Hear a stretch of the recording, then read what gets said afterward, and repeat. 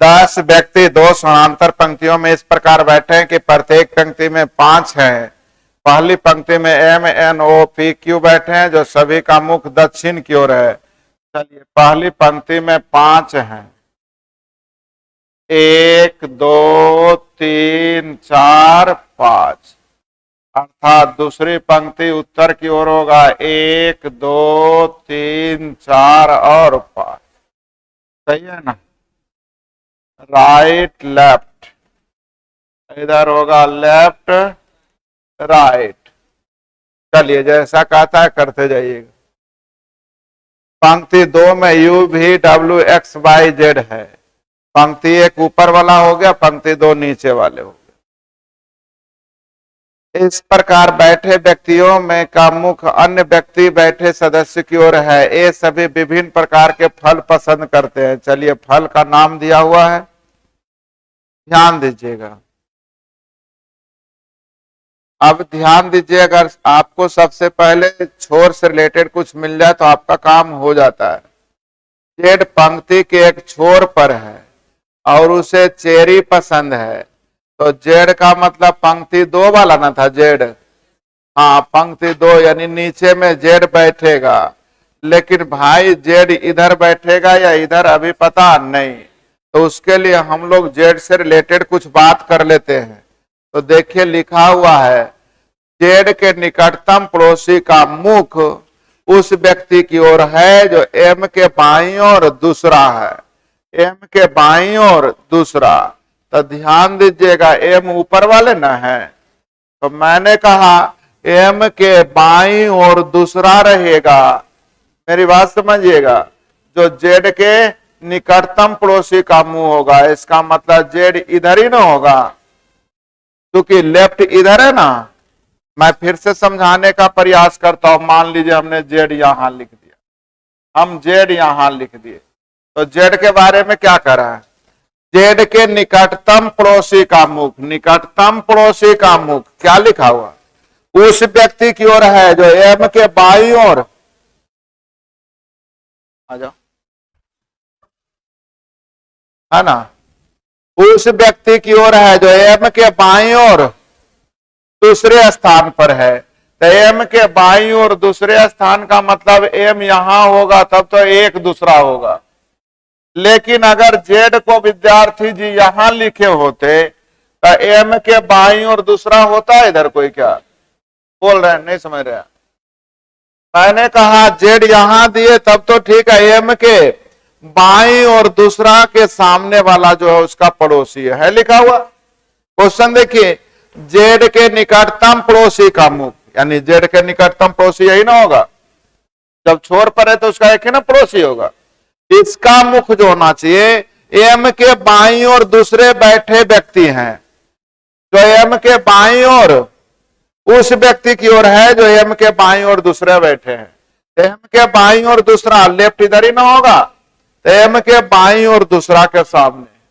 लेकिन अगर जेड यहां दिए होते तो एम इधर और आता ही नहीं, छोर से इधर, एम के बाईं और दूसरा यहां पे संभव है नहीं। इसलिए जेड आपने जो जगह चुना है वो जेड के लिए सही चुना है, यहां पे जेड होने वाला नहीं। क्या लाइन समझ में आ रहा है आप लोगों को? अब आगे क्या कर रहा है? जिसे आलू या केले पसंद नहीं है, तो जिसे जो आता है एम के लिए, किसके लिए? एम के लिए। क्या नहीं पसंद है? हाँ, ध्यान दीजिएगा, तो जिसे लिखा आलू या केला पसंद नहीं है, किसके बारे में लिखा है? एम के लिए। अगर इसमें थोड़ी सी भी सस्पिशन रहे तो केयर कीजिएगा, इंग्लिश जरूर पढ़ लीजिएगा। जिसे का मतलब हु बीच दैट जब आएगा तो उसके जस्ट पहले कोई नाम होगा।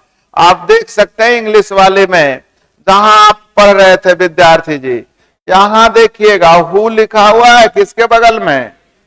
एकदम निश्चित रहिएगा, इंग्लिश का ही नियम है, रिलेटिव प्रोनाउन का ही नियम है कि जैसे ही हु आएगा उसके पहले कोई ना कोई नाउन रहेगा ही। तो ध्यान दीजिएगा, नाउन ही रहेगा, कोई प्रोनाउन एडजेक्टिव एडवर्ब होने वाला नहीं है। ऐसा आप लोग पढ़े होंगे, हाँ या ना? रिलेटिव प्रोनाउन, प्रोनाउन जब भी आते हैं तो किसी नाउन के बदले ही ना आएगा। प्रोनाउन के बदले तो प्रोनाउन चूज होगा नहीं, तो यहां एम ही रहेगा। तो एम के बारे में कह रहा है कि जिसे ना तो बनाना पसंद है ना पेयर्स पसंद है। मेरी बात समझ में आ गई? बोलते नहीं है।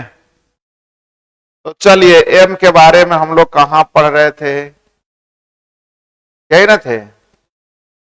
एम के बाईं ओर दिशा है, जैसे आडू या केला पसंद नहीं है, तो मैं यहां पे लिख देता हूं, इसे ना तो आडू पसंद है ना तो केला पसंद है, दोनों पसंद नहीं है। क्लियर हो गया?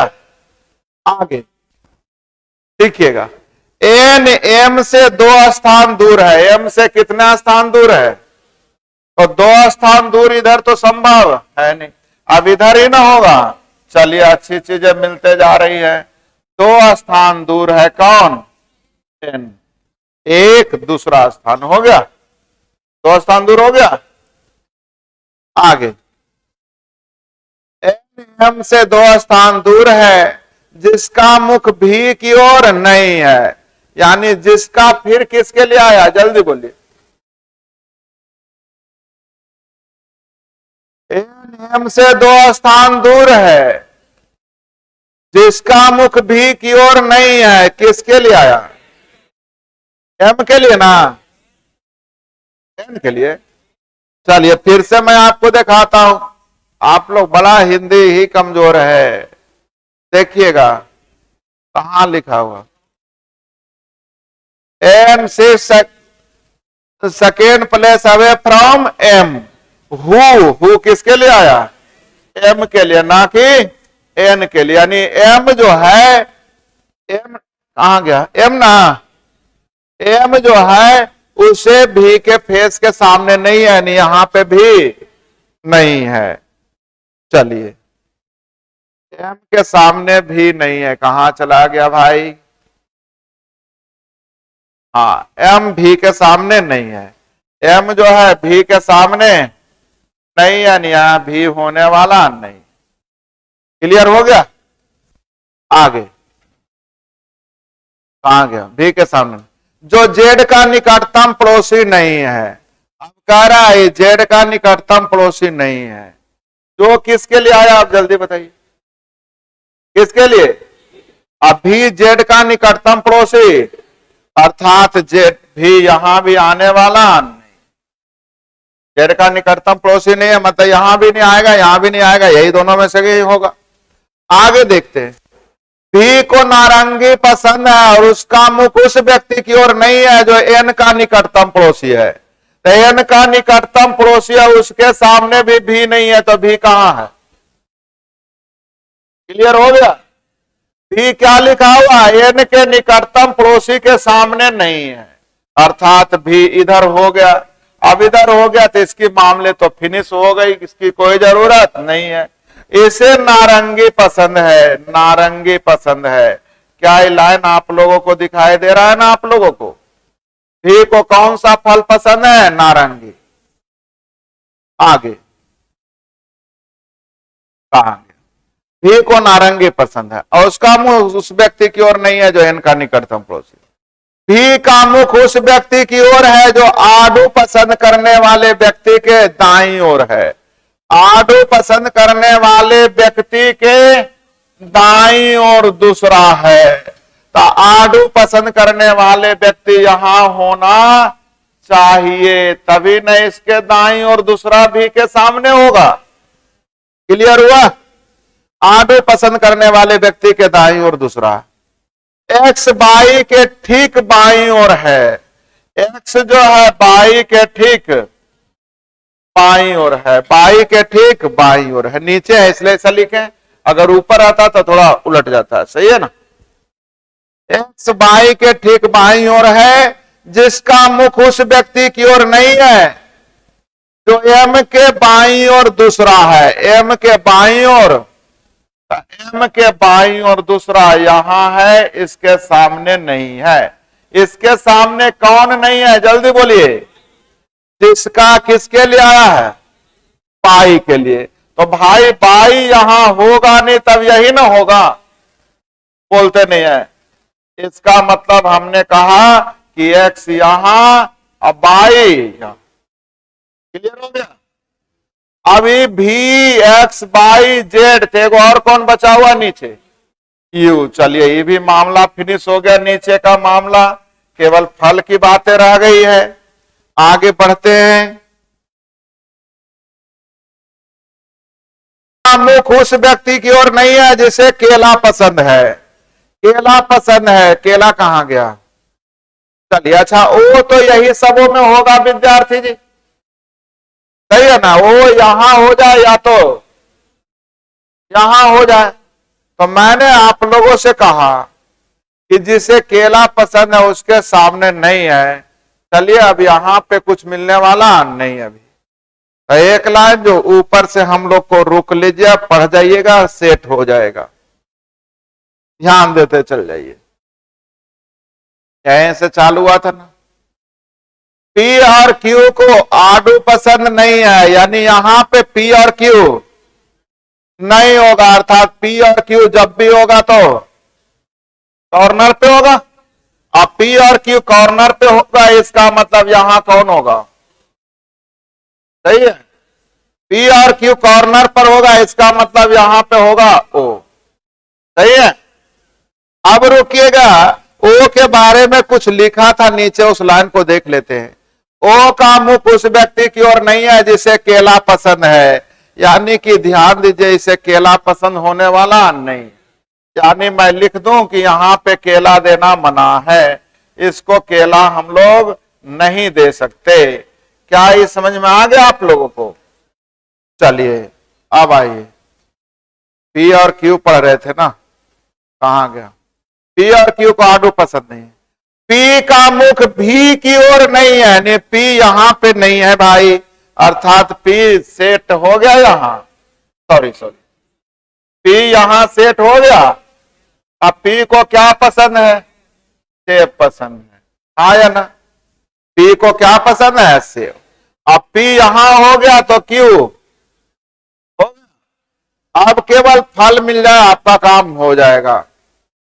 चलिए, पी का मुख भी की ओर नहीं है, जेड पंक्ति के अंतिम एक छोर पर बैठा है और उसे चेरी पसंद है। किसको, जेड को चेरी पसंद है। थोड़ा कैसे हो गया, यहां लिखने तो इसको और ऐसे कर देते हैं, ऊपर आ जाता है। चलिए, जेड को क्या पसंद है।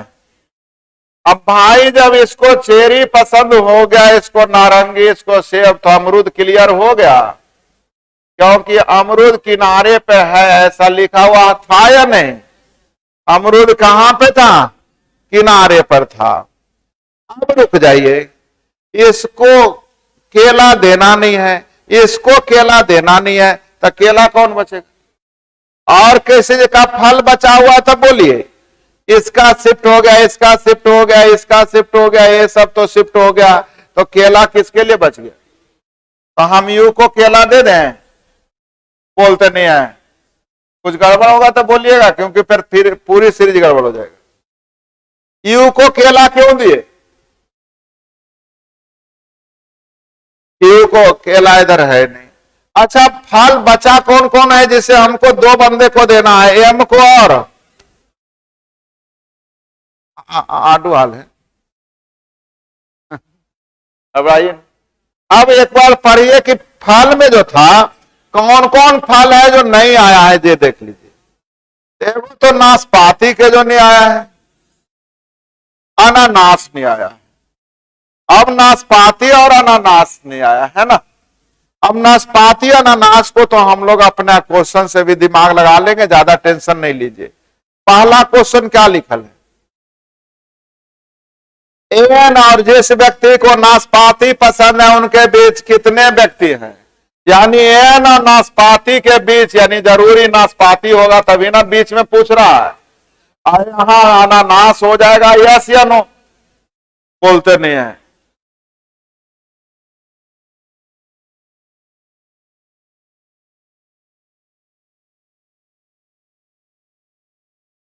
क्या हुआ,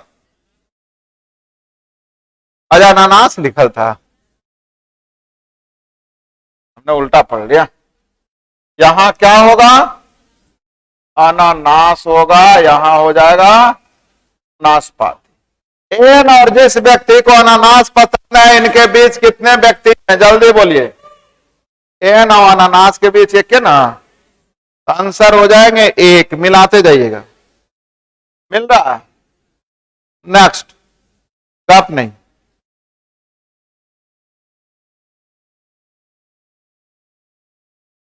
ध्यान दीजिएगा, तीसरा का करा, who among the following face P, P के सामने का फेस किसका है, तो पी के सामने जल्दी बोलिएगा, जेड का। तो जेड नहीं लिखा हुआ, जेड के लिए कुछ और है, जिसे चेरी पसंद है, जिसे चेरी पसंद है, अर्थात आपका आंसर कौन हो जाए, ई।